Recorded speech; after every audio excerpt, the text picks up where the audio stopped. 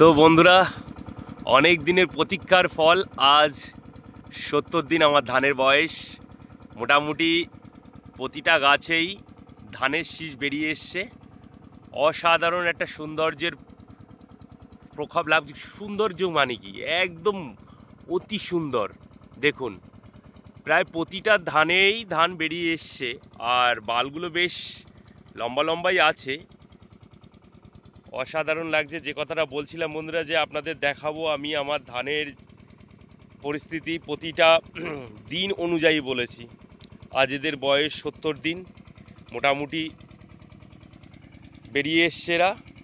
আর ২-৩ দিনের মধ্যে সম্পূর্ণ গাছে, সব গাছের থেকেই থোড় বেরিয়ে যাবে। কি সুন্দর লাগছে, অসাধারণ, অকল্পনীয়।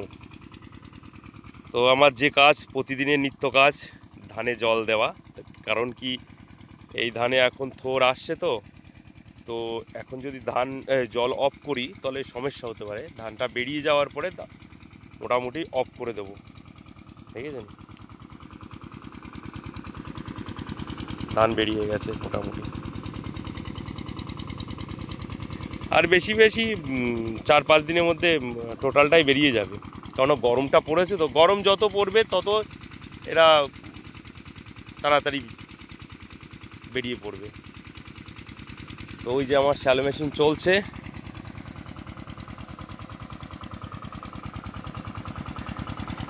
কি সুন্দর একটা পরিবেশ, হেভি লাগছে না?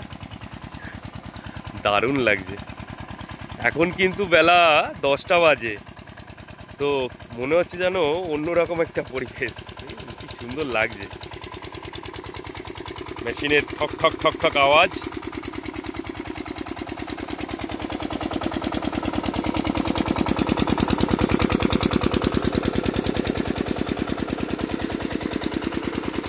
দারুণ লাগছে না? অসাধারণ, হ্যাঁ? তো বন্ধুরা, এভাবেই থাকবেন, আমি আরও আপডেট দিতে থাকবো, নতুন নতুন আপডেট। যেমন আমার ধান যে পরিমাণে বয়সে বাড়বে, সেভাবেই আমি এদের আপডেট দাঁড়াবো। মোটামুটি একদম কাটাই পর্যন্ত আমি এদের আপডেট দিতে থাকবো।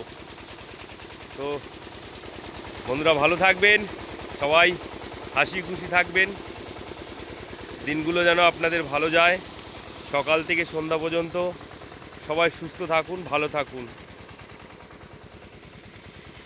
আমার গ্রাম, ছোট্ট একটা গ্রাম।